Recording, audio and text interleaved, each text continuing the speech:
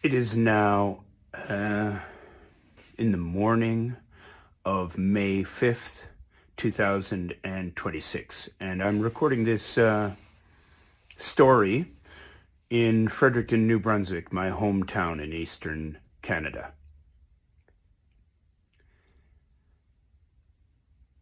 There's probably a good reason why the age of maturity used to be 21.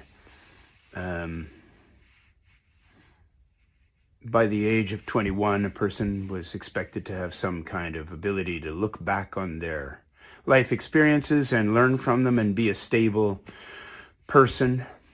So I'm going to look back 21 years to 2005, when Bobi Fishera was released from jail in Japan after spending 9.5 months on a trumped-up false charge based on his opposition to the influence of Israel in U.S. Political and business affairs. This is not a story that I chose to get involved with. I was born on February 15th, 1961, here in Fredericton, Canada. My father was a survivor of World War II. He had served as an officer in the Army of the Kingdom of Yugoslavia, which was led by his relative, the King Peter II, the last king of Yugoslavia. My grandfather was the commander of the Royal Guard. My grandmother in Serbia was one of the richest women in the country. Her family in the 1800s had moved to the northern agricultural region of Serbia called Vojvodina, where her family became equipment suppliers for farmers. That area is known as the richest farmland in Europe. And they became millionaires by being the first people in the region, which was then part of Austro-Hungary, to introduce mechanization. And that meant steam-powered tractors, and then after that, petroleum-powered tractors, harvesting equipment, treatment equipment for grain and products from the farms. And so even before World War I, they were millionaires, which was relatively uncommon, not just in Europe, but anywhere in the world at that time. They had the first Ford Model A in the Balkans, even before the King of Serbia had one. And my grandmother was a very highly educated woman, spoke 8 languages, was sent away to Imperial Finishing School in Budapest, Hungary, and so on. She and my grandfather, a colonel in the army and the commander of the garrison in the town of Sremskoj Mitrovica, the former Roman capital of Sirmium, raised my father as a highly educated young man. He graduated the top student in his high school. He went to Belgrade, the capital of Serbia. He was born in 1919. He's a World War I baby, my late father. He grew up in Serbia, and by the late 1930s, when Adolf Hitler was rising and when Europe was heading into World War II, he graduated with the gold medal from the law faculty of Belgrade Law School. The war started on April the 6th. He volunteered the first day of the war, was designated as a lieutenant. He soon became a captain when his commander was killed by a sniper. And he fought 4 years from 1941 to 1945 against the Nazis and later against the communists who, with the support of England, deposed the monarchy to which our family was attached in Serbia and Yugoslavia. My father went into exile. He managed to make it to Italy in 1945. In Italy, he was put in a displaced persons camp. Because he also, like his mother, spoke 8 languages, he was hired as a camp translator. He became friends with the English commander of the camp. His job was to interview all of the detained persons and determine who they were. Were they Nazis? Were they communists? Which country were they from? What was their story? And so on. In late 1945, in the middle of the night, sometime around 3 in the morning, the English camp commander came to my father's bunk in he was still in the displaced persons camp, but engaged by the camp commander. Camp commander came to his bed and said, Sava, my father's name was Sava, Sava, take your identity card, nothing else, walk through the gates of this camp, do not look back, do not come back. My father walked out of that camp and headed out into Italy, out of the camp into the Italian countryside from Trieste. And 2 hours later, the British forces who were in charge of the camp put all of the camp detainees, about 4,000 men, into boxcars, telling them that they were going to be sent to the west. When those train cars started rolling to the east, across the border into now communist Yugoslavia, many of them tried to commit suicide. It didn't make much difference, because as soon as they rolled into Yugoslav territory, the cattle cars were opened and machine guns, 50 caliber machine guns mounted on tripod, killed them all. No trial, no discussion. Everybody was killed, except my father. My father made his way to Rome, and by sheer luck, he got a job because he was still wearing English uniform, because the English had provided the World War II uniforms for the Yugoslav Royal Army. And he was given a job as a facilities guard, in English uniform still, with the occupation forces. From that job, he, in Rome, managed by quirk of fate to meet his former schoolmate from Yugoslavia, who was half Italian and half Croatian. So a Catholic citizen of what would have been World War II fascist Croatia, who managed to escape and get to Rome. That man introduced my father to the rat lines, because by being a well-placed Catholic working in the Vatican infrastructure, Tony, his half-Italian friend, was every day getting a briefcase which he had to take a train from Rome to Milano and sell the contents of the briefcase for American dollars, and then return those American dollars to the Vatican. And because my father, his friend, was already wearing an English uniform and could pass relatively unobserved, he offered my father a job. And he gave my father a briefcase and said, "Here, Sava, take this," knowing that my father was a jiu-jitsu champion and a very strong man.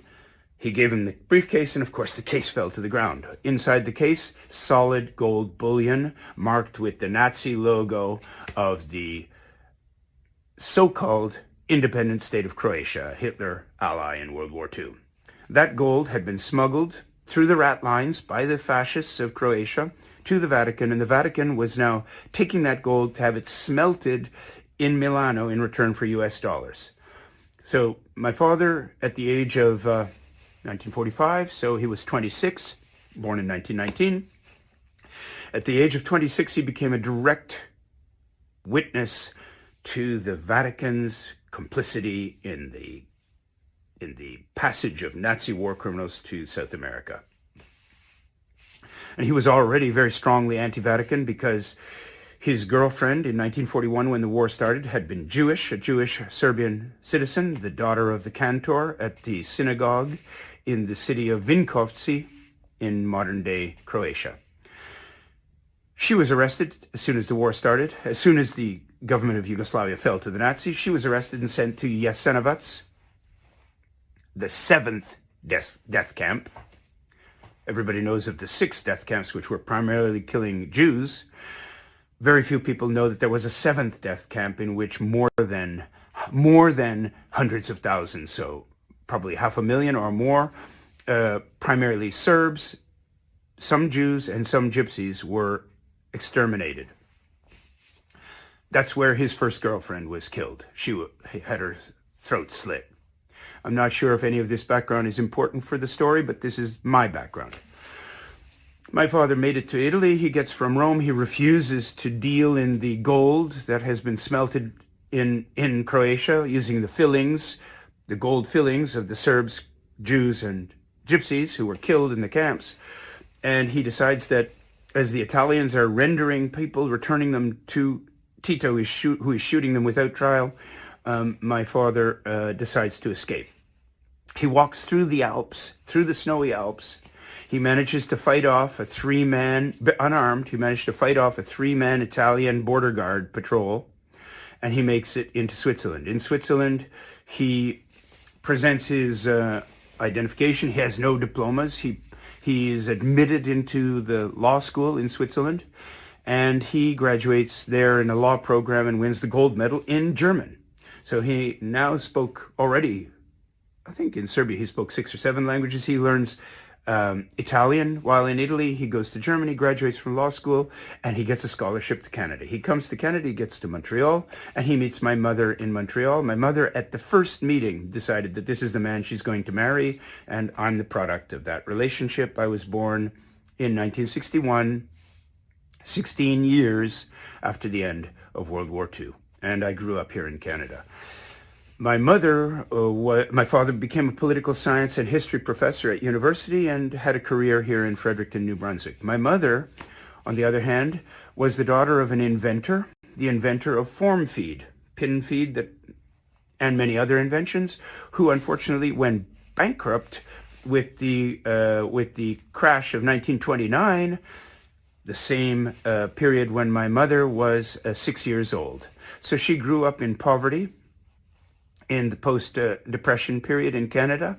Her father died of alcoholism with the failure of his businesses, and my mother met my father in the 1950s. He arrived in Canada in 48.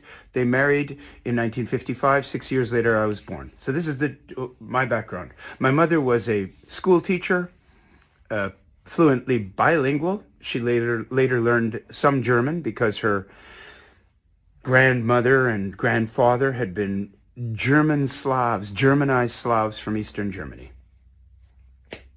My mother was an activist. She was a member of the Teachers Union. My father was also an activist, and they raised an activist.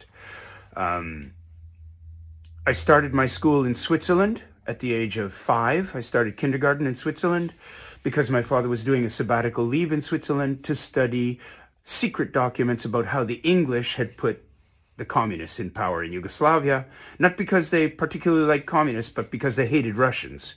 And they had a communist non-Serb named Josip Broz, a half-Croat, half-Slovenian communist who also hated Russia. And they wanted to put him in power in Yugoslavia to stop Russia from getting to the Mediterranean and a warm port for its navy, which could have rivaled England's navy.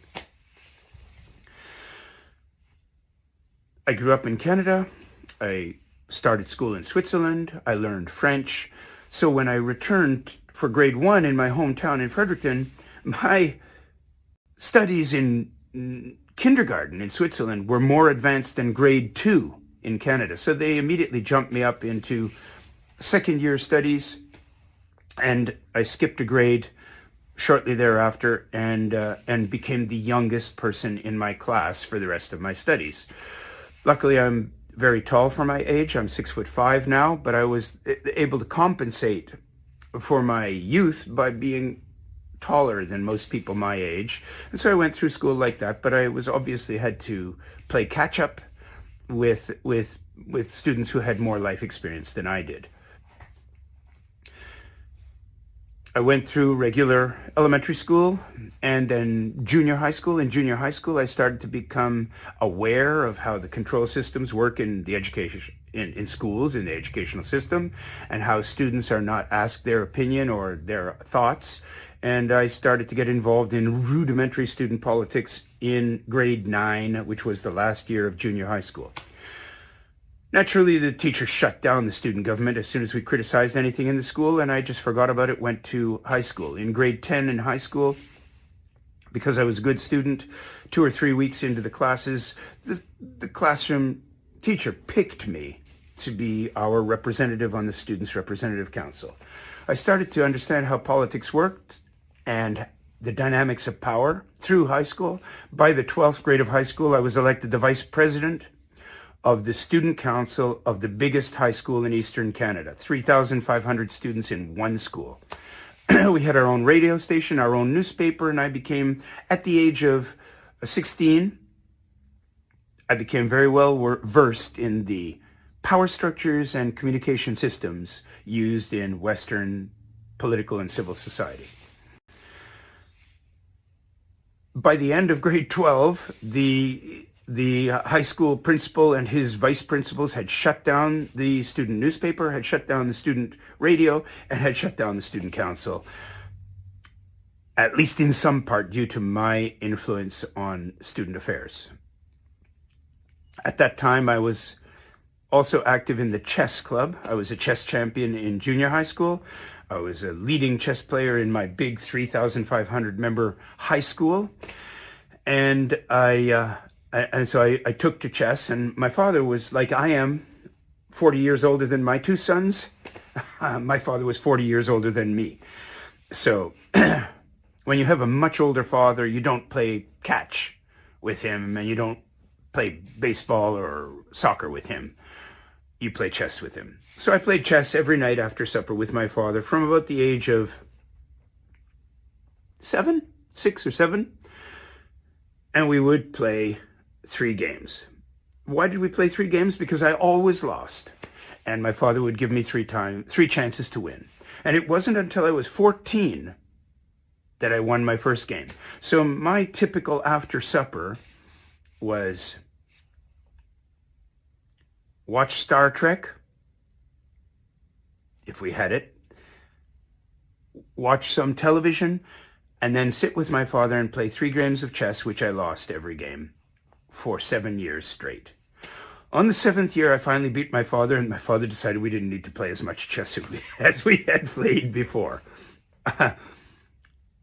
My father had been the top student activist in the University of Belgrade. He was the only non-communist, anti-communist elected to the student parliament in 1941. So 200 members of the student parliament, 1 was an anti-communist. That was my father. And typically when he gave speeches in public, he would be physically attacked and they would have chairs broken over his head, and it was very good for him that he had been raised by a military family and he could defend himself. I followed in his footsteps. I became an avid chess player, and I joined the debating club. And from the debating club, even though I'd had a bad experience with student government in junior high school, I was recruited into the student parliament, and then I ran for a student council president, and once again, as in junior high school, they shut everything down. I was accepted to go to McGill University, which was at that time the best university in Canada, to study political science. But my father said, "Don't do what I did, John. You're only going to get in trouble again. Study engineering and don't go away from home to a big city like Montreal. Stay here in Little Fredericton where there's 50,000 people so I can monitor you." He knew what he was dealing with because I was turning out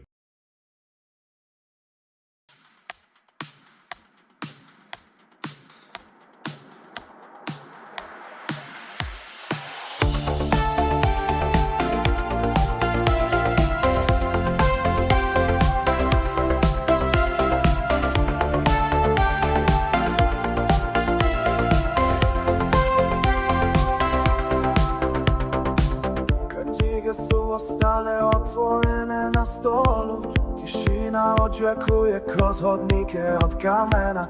Gledamo se pravo u oči bez straha. Naša su lica ogled